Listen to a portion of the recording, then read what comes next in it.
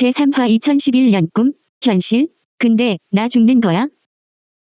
긴 여행이 끝이 나고 돌아오는 길에는 정말 비가 많이 내렸다. 비를 유독 좋아하는 편이었지만 오늘 같은 날은 더욱 때마침 내려주었다고 생각했다. 우산을 쓰지 않고 걷기만 해도 울고 있는 내 모습을 감출 수 있었기 때문이다. 대학병원 입구에 들어섰을 때는 몇몇 사람들이 쳐다봤지만 밖에 쏟아지는 비를 보고는 마음대로 해석을 해버렸을 것이다. 크리스토퍼 놀란이 이 모습을 보았다고 해도 우산이 없어서 비를 홀딱 맞은 젊은 남자의 범주를 벗어나지는 못했을 것이다. 휠체어를 밀고 있던 할머니가 가던 길을 멈추고 나의 안부를 물어보았다. 거기에 타고 있던 할아버지가 상황이 심상치 않음을 눈치채고서는 자신의 주머니에 있던 손수건을 꺼내 할머니에게 건넸다. 그것을 받아든 할머니는 얼른 비에 젖은 내 얼굴을 닦아주었다. 할머니는 연신 깨끗한 손수건이라며 비를 이리 많이 맞으면 감기에 걸린다고 걱정해 주셨다. 그 작은 손수건으로 해결할 수 있는 상황이 아니었지만 그 마음만은 진심으로 따뜻했다. 두 분께 고개를 숙여 인사를 한 뒤 자리를 옮겼다. 인적이 드물어지기 시작하자 비상계단 표지판이 붙은 문이 보였다. 손잡이를 밀고 들어서니 비상등만 켜져 있는 어둠이었다. 발의 감각만으로 한 계단씩 천천히 올라갔다. 엘리베이터를 타면 목적지까지 한 번에 올라갈 수 있겠지만 너무 많은 사람들과 부딪혀야 했다. 잘 보이지도 않는데 부딪히기라도 하면 흠뻑 젖어버린 옷으로 그들에게 피해를 주게 되는 것이 신경이 쓰였기에 일부러 피했다. 더 이상 올라갈 수 없게 되자 커다란 문이 나타났다. 건물 내 보안과 안전을 유지하기 위해 전자자물쇠가 걸려 있었고 특정 아이들을 발급받은 사람들만 출입을 할 수 있었다. 주머니에 손을 넣어 아이드 카드를 꺼냈다. 이럴 때 쓰려고 만든 건 아니지만 어쩌다 보니 이럴 때도 쓰게 되었다. 이것을 만들어준 그 아이의 마음에 상처를 주게 될 것 같아 씁쓸한 미소가 떠올랐다. 이럴 때 쓰라고 만들어준 것이 아닐 텐데 말이다. 문턱을 넘어서자 빗소리가 온 세상을 감싸고 있었다. 더할 나위 없이 좋은 날씨였다. 천천히 앞으로 발걸음을 옮겼다. 앞을 가로막는 장애물이 나타날 때까지 곧장 걸어 나갔다. 그리고 더 이상 앞으로 갈 수 없게 되자 그곳에 난관이 있다는 사실을 알게 되었다. 여기가 종착지였다. 잠시 시간이 필요했기에 하늘을 올려다보았다. 칠흑과도 같이 캄캄한 밤하늘과 그 아래 인공적으로 빛나는 별들이 수를 놓고 있었다. 생각해보면 어쭙잖게 괜찮은 인생이었다. 비록 부모가 없이 자랐지만 형제와 같은 친구가 있었다. 가진 것 없이 살았지만 가진 것 많은 동생을 만났다. 단 한 번뿐이었지만 행복한 시간을 보낼 수 있었던 연인도 있었다. 그러니까 그걸로 된 거다. 후회 같은 거, 원망 같은 거, 그런 거 하지 말자고 다짐했다. 고아로 태어나도 잘 사는 사람도 많다. 희귀난 지성 질환으로 시력을 잃어도 행복한 사람들도 많다. 그러나 그건 남의 일이다. 더 많은 생각이 들기 전 이제 끝을 내기로 했다. 나는 난관을 양팔로 잡고 힘껏 당기려 했다. 그건 매우 쉬운 일이었다. 하루도 빠지지 않고 주짓수를 하면서 당기는 힘만큼은 누구보다 강했기 때문이다. 그러나 힘을 주지 못했다. 코끝에 싱그러운 향기가 닿고 있었기 때문이다. 아는 사람의 향이었다. 천천히 고개를 돌려 그 흔적을 쫓았고 난관의 왼쪽 편에 서 있는 누군가를 발견했다. 그 사람의 발끝에서부터 머리끝까지 시선을 더듬었다. 그 사람은 비를 흠뻑 맞고 있었지만 검은색 긴 머리카락으로 그가 여자임을 알았다. 조명 이거에 없었기 때문에 얼굴을 자세히 볼 수는 없었지만 이전에 경험한 적 있는 싱그러운 향을 통해 그녀가 어떤 모습이었는지 알 수 있게 되었다. 나는 머릿속에 있던 그녀의 모습을 현재 눈에 보이는 모습과 동기화시키기 시작했다. 그러자 그녀가 서서히 보이는 것 같았다. 그녀의 피부는 창백했지만 아파 보이지는 않았다. 그녀의 붉었던 입술은 조금 색이 바래긴 했지만 나름의 활기를 띠고 있었다. 그녀의 검은 긴 머리는 비에 젖어 흐트려져 있었지만 여전히 매력적이었다. 올해 입학한 신입생이었다.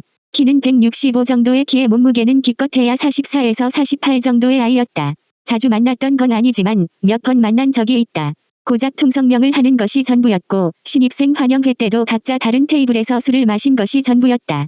그래서 친분이 있다고 말하기에는 거리가 있었지만 그렇다고 완전히 모르는 사람은 아니었다. 따지자면 지금 나와 그 아이가 서 있는 만큼의 거리가 있었다. 딱 그 정도의 거리에서 그 아이의 목소리가 귀에 닿았다. 선배, 뭐 하시는 거예요? 그러는 넌 왜 여기 있어? 여기 폐쇄 구역인데 어떻게 들어왔어? 질문은 제가 먼저 했잖아요. 난 그러니까 사정이 좀 있어서 들어왔어. 무슨 사정이신지 몰라도 거기서 뛰어내리지 마세요. 선배가 그러면 여기 진짜 폐쇄될 거예요. 여기 제가 좋아하는 장소거든요. 정말 여기서 뛰어내리려고 했던 거예요? 헐, 저 지금 남이 자살하려는 현장을 목격한 거예요? 보여주려고 했던 건 아닌데 왜 내가 여기에? 혹시 제 이름 까먹으신 건 아니죠? 환영회 술자리에서 너가 아니라 뭐라고 예쁜 이름 알려드렸는데요. 알아, 안나. 뭐지? 알고 계시면서도 모른 척했던 거예요? 그게 아니라 잘 안 보여서. 아 맞다. 제가 깜빡했네요. 선배 눈이 잘 안 보이신다고 그랬죠? 죄송해요. 아니야. 친한 사람들도 가끔 잊어. 선배는 가끔 보면 잘 보이는 사람처럼 행동하시니까요. 딴 사람들도 별 신경 안 쓰고 대화를 하면 까먹어버릴 거예요. 그래, 그런 걸 두고 딜레마라고 하지. 그런 선배가 이런 곳에 혼자 올라와 계시는 걸 아이러니라고 하죠. 미안한데 못 본 척하고 내려가주면 안 될까? 이대로 내려가면 다음에 보게 될 선배 얼굴은 영정사진이 되는 건가요?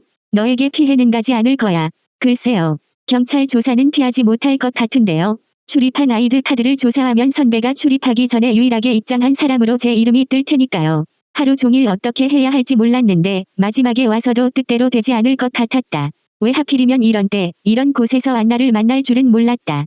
그녀를 무시하고 뛰어내리기만 하면 되지만 그럴 경우 다음날 경찰 조사에서 안나가 곤혹을 치르고 말 것이다. 이래서 사람은 고쳐서 쓰는 것이 아니라고 하는 것 같다. 이런 순간에 와서도 남의 눈치를 살피고 있는 자신이 싫었다. 유일한 방법은 안나를 저 문 밖으로 내보내고 시간을 둔 뒤 뛰어내리는 것밖에 없었다. 그러려면 일단 이 아이를 이곳에서 벗어나게 해야 했다. 말로 설득해서 되지 않으면 강제로라도 문 밖으로 나가게 만든 뒤 수동으로 문을 걸어 잠그기로 마음먹었다. 선배, 왜 죽으려고 하시는 거예요? 그런 걸 일일이 알아두면 경찰이 더 의심할 거야. 경찰이 뭘 의심해요? 젊은 남자가 자살하면 여자 문제거나 돈 문제거나 둘 중 하나죠. 그런데 10중 8구는 여자 문제죠. 남자들은 그렇다던데 진짜예요? 헐, 설마 진짜 여자 때문에 죽으려고 하는 거예요?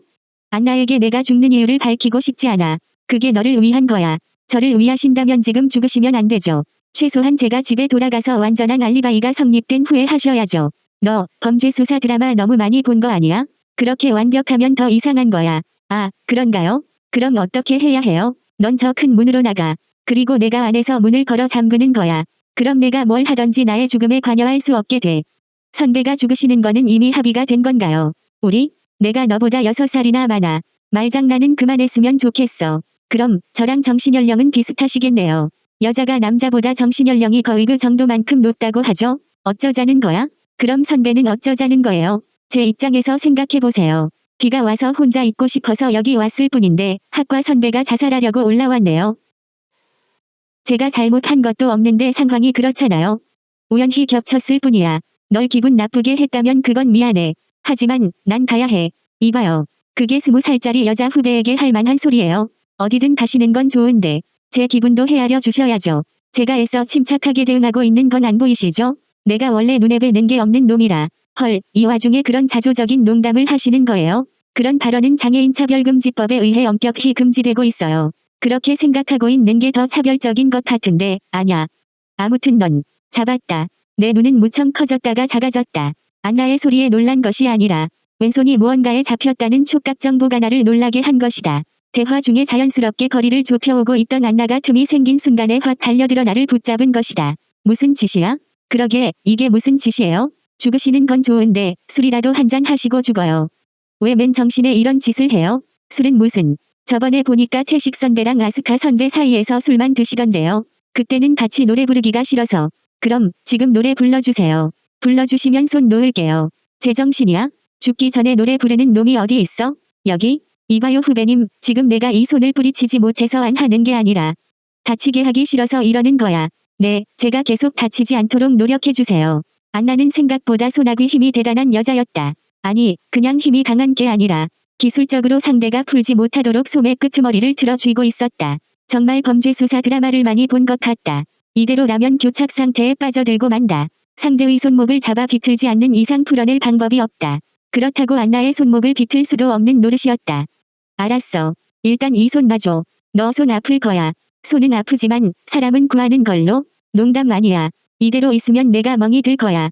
여자애가 손에 흉 치면 어떻게 해. 이상한 선배네요. 왜 이런 순간에 남을 걱정하시죠? 나 때문에 남이 다치는 게 싫으니까. 그럼 저 따라서 저 문으로 가요. 우리 비도 맞을 만큼 맞았잖아요. 저 추워요. 난 조금 더 여기 있다가 갈게. 저 사실 안 추워요. 그럼 저도 이대로 있는 걸로. 정말 너 도라이구나. 어머, 여자에게 그런 심한 말씀을 해요? 차라리 그런 건 거꾸로 말해요. 거꾸로 말하면 이아돌? 헐, 도라이를 거꾸로 말하면 아이돌이라고 말해줘야죠. 이아돌이 뭐야? 진짜 노인이시네요. 그래, 그 노인은 여기 있을 테니 젊은이는 마음대로 해. 너도 힘들면 언젠가 놓겠지. 그렇게 생각한 나는 팔에 힘을 풀고 축 늘어뜨렸다. 언제까지 대치할 수 없었다. 계속 몸에 힘을 주고 있어봐야 서로 힘만 들 뿐이었다. 더욱이 아침부터 아무것도 못 먹어서 그런지 많이 지친 상태였다. 이것저것 힘들어서 그대로 주저앉고 싶었지만 그럼 안나의 손이 불편해질 것 같았다. 그래서 나는 바로 뒤에 난관에 몸을 기대기로 했다. 그렇게 서 있던 체중을 뒤로 조금 옮겼을 뿐인데 생각보다 많이 뒤로 밀려났다. 분명히 난관이 등에 닿아 있는데도 많이 넘어갔다. 아니, 넘어가고 있었다. 생긴 지 얼마 되지도 않은 건물인데 이렇게 쉽게 난관이 넘어갈 리가 없었다. 아까 잡았을 때만 해도 이렇지 않았다.